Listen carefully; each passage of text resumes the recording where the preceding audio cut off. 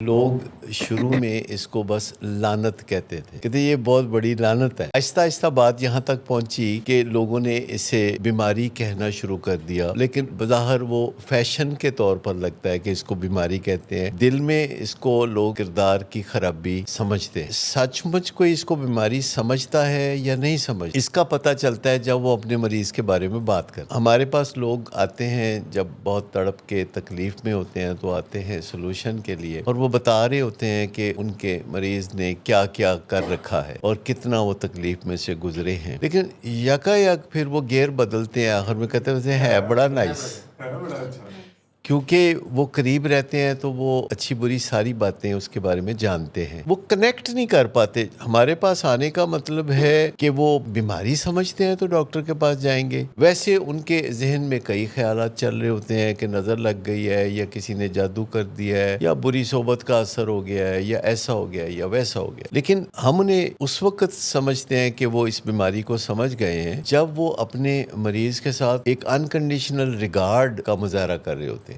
جب وہ ججمنٹل نہیں ہوتے، جب وہ اس کے مستقبل کے بارے میں بری پیش گوئیاں نہیں کر رہے ہوتے۔ دیکھیں، اگر ہم سب میں سے کسی کے گھر میں بھی کوئی مریض ہو تو ہم اس کے مستقبل کے بارے میں کبھی بدشگونیاں نہیں کرتے۔ ہم ہمیشہ اس کو تسلی دیتے ہیں، حوصلہ دیتے ہیں اور کہتے ہیں کہ تم جلد ٹھیک ہو جاؤ۔